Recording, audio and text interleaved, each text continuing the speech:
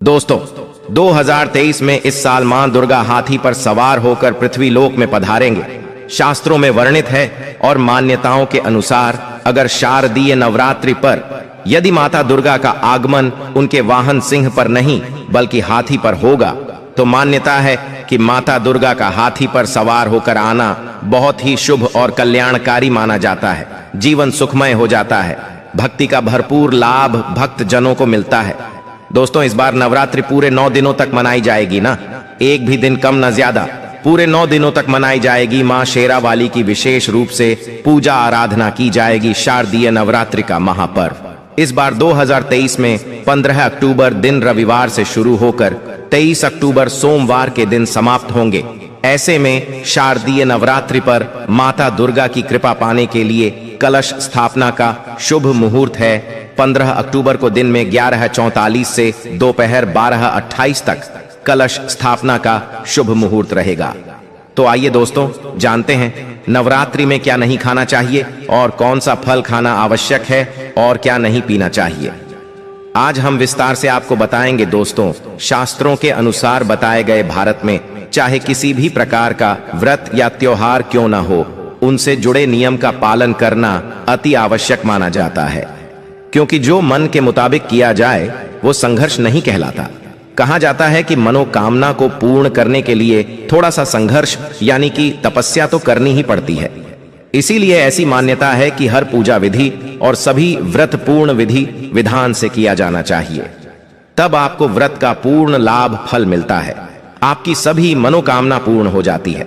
इसीलिए हर शास्त्र यही कहता है कि सच्चे दिल से अगर आपके मन में ईश्वर के प्रति श्रद्धा हो तो पूजा पाठ का सारा फल मिल जाता है, और अगर मन में ईश्वर भक्ति के प्रति शंका हो तो उस मनुष्य को कई जन्मों तक सुख नहीं मिलता।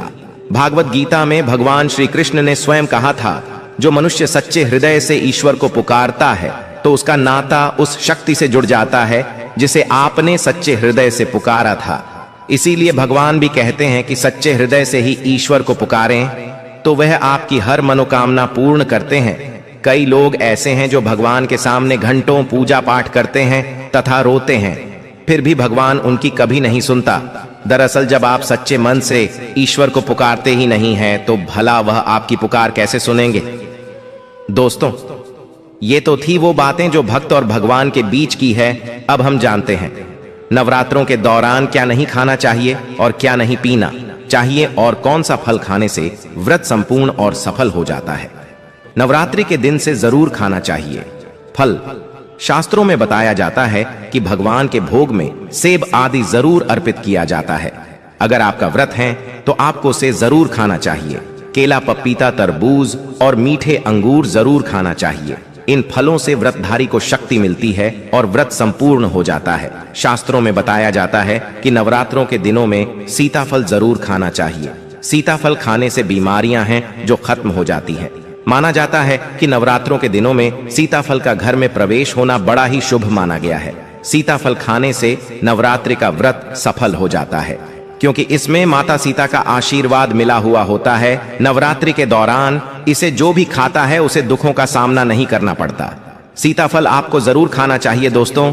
नवरात्रों में व्रतधारी को डब्बा बंद लस्सी, डिब्बा बंद जूस नहीं पीना चाहिए। उसने कई केमिकल मिले होते हैं जिसके कारण आपका व्रत टूट सकता है। जब भी आप फलों का जूस पिए तो याद रखें उसमें नमक नहीं डालें, नहीं तो व्रत टूट जाएगा। साथ ही साथ जूस में बर्फ भी नहीं डालना चाहिए। फलों का सादा जूस पीने से व्रत सफल होता है।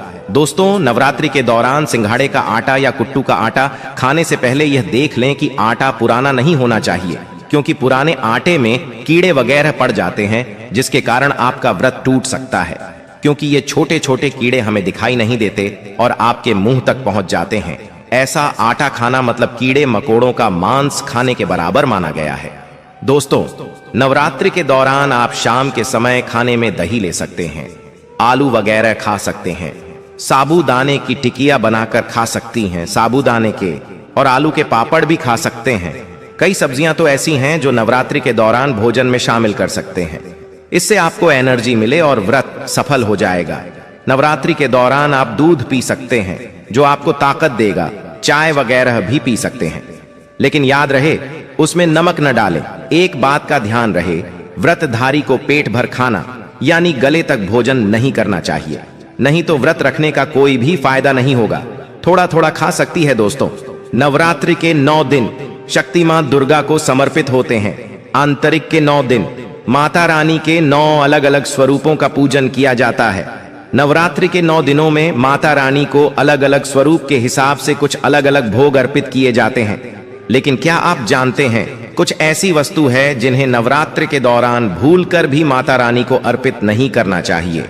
अगर इन वस्तुओं को आप गलती से भी माता रानी को अर्पित कर देते हैं तो आपको व्रत और पूजन का पूर्ण लाभ नहीं होगा।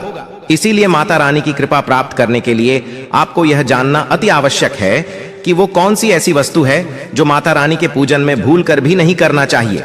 तो आइए मां का जयकारा लगाते हुए वीडियो को शुरू करते हैं। दोस्तों, नंबर 1, नवरात्रि के दौरान शादीशुदा महिलाओं को सफेद कपड़े पहनकर पूजा पाठ नहीं करना चाहिए। साथ ही साथ काले कपड़े भी नहीं पहनना चाहिए। इससे पूजा व्रत आदि खंडित हो जाती है। माता की चौकी जब आप लगाएं तो उसके नीचे कागज नहीं लगाना चाहिए। माता की चौकी हमेशा लाल कपड़ा बिछाकर ही बनाना चाहिए। हमेशा याद रहे, नवरात्रों के इन 9 दिनों तक व्रतधारी को अपना आसन मां की चौकी के आगे ही लगाना चाहिए और वहीं पर आपको सोना चाहिए। मंदिर को नवरात्रों के दौरान अकेला नहीं छोड़ा जाता, बहुत ही अशुभ माना जाता है। इससे दुर्गा माता नाराज हो जाती है और हमेशा के लिए चली जाती है। दोस्तों, नंबर 2, नारियल हिंदू धर्म में नारियल को समर्थित धन, श्रद्धा और सम्मान का सूचक माना जाता है। नारियल को श्रीफल भी कहा जाता है। नारियल को सुख समृद्धि में वृद्धि करने वाला माना जाता है। नारियल का हर मांगलिक कार्य में विशेष महत्व होता है। जैसे कि आप सभी जानते हैं कि माता रानी के कई मंदिरों में नारियल से बलि भी दी जाती है और माता रानी के पूजन में नारियल का इस्तेमाल हम सभी करते हैं। खासकर कलश की स्थापना नारियल से ही की जाती है। माता रानी के पूजन में हम नारियल इस्तेमाल करते समय कुछ गलतियां कर बैठती हैं। दोस्तों, नारियल कई प्रकार के होते हैं, एक हरा, दूसरा सूखा, जिसके अंदर पानी होता है, जिनसे नारियल के अंदर पानी होता है। माता रानी के पूजन में सदैव पानी वाला और जटा वाला नारियल ही इस्तेमाल करें। नारियल पूर्ण होना चाहिए, नारियल चटका हुआ या टूटा हुआ नहीं होना चाहिए, क्योंकि साबुत नारियल ही पूर्ण और पवित्रता का प्रतीक होता है। साबुत नारियल ही सुख समृद्धि का प्रतीक होता है। साबुत नारियल को ही श्रीफल यानी कि मां लक्ष्मी का फल कहा जाता है। नवरात्रि में माता रानी के कलश की स्थापना करते समय जटा वाला यानी पानी वाला नारियल ही कलश पर स्थापित करना चाहिए। साथ ही यह ध्यान रखना चाहिए कि नारियल को सदैव कलश के ऊपर लिटाकर रखना चाहिए। घट स्थापना करते समय कभी भी नारियल को खड़ा करके नहीं रखा जाता।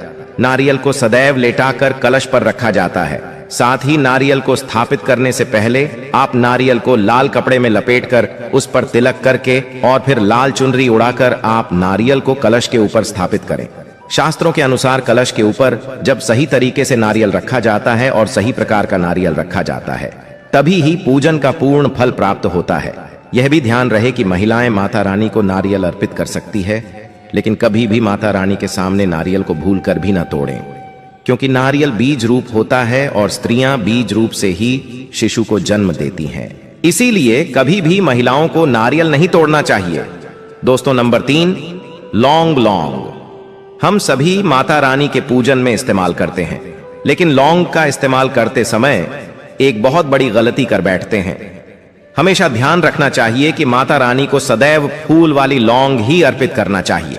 जिन लौंग के ऊपर फूल नहीं होता या फिर जिस लौंग के पीछे लकड़ी की डंडी नहीं होती, उसको आप माता रानी के पूजन में भूलकर भी इस्तेमाल न करें।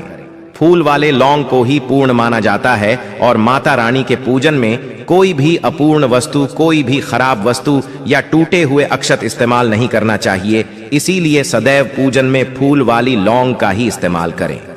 दोस्तों, नंबर 4, तुलसी के पत्ते अर्पित नहीं करना चाहिए। मां दुर्गा की पूजा में तुलसी पत्र का इस्तेमाल करना वर्जित माना जाता है।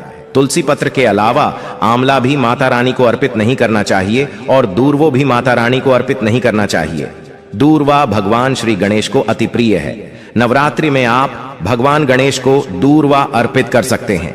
भगवान विष्णु जी को तुलसी के पत्ते अवश्य अर्पित कर सकते हैं, लेकिन माता रानी को भूलकर भी तुलसी के पत्ते या दूर्वा अर्पित न करें। माता रानी को सफेद फूल भी अर्पित न करें। माता रानी को सदैव लाल रंग के फूल अर्पित करने चाहिए। लाल रंग के फूल माता रानी को अति प्रिय है। खासकर माता को गुड़हल और कमल के फूल अति प्रिय है। शास्त्रों में बताया जाता है कि घर में माता रानी की 2 या 3 मूर्तियां या फोटो नहीं होने चाहिए। इस बात का भी आप विशेष ध्यान रखें कि माता रानी के पूजन में कोई भी खंडित चीज इस्तेमाल न करें। खंडित चीज जैसे कि छटका हुआ या टूटा हुआ दीपक या फिर चटका हुआ कोई बर्तन। साथ ही यह भी ध्यान रहे कि लोहे के और प्लास्टिक के बर्तन आप माता रानी के पूजन में इस्तेमाल न करें, क्योंकि प्लास्टिक के चाइनीज बर्तन हड्डियों के पाउडर से मिलकर बनते हैं। ऐसा न करें। ऐसे बर्तनों को माता रानी के पूजन से सदैव दूर रखें। माता रानी को जो कुछ स्थापित कर रही है उन्हें सूंघे नहीं सूंघेते हुए फूल या गिरे हुए फूल या फिर मुरझाए हुए फूल माता को अर्पित न करें। दोस्तों, कमेंट बॉक्स में लिखें जय माता दी। जानकारी पसंद आए तो एक लाइक जरूर कर दीजिए। और इस वीडियो के संबंधित और नवरात्रि के संबंधित आपके पास कोई भी सवाल या कोई भी प्रश्न हो तो हमें कमेंट बॉक्स में जरूर पूछें। धन्यवाद।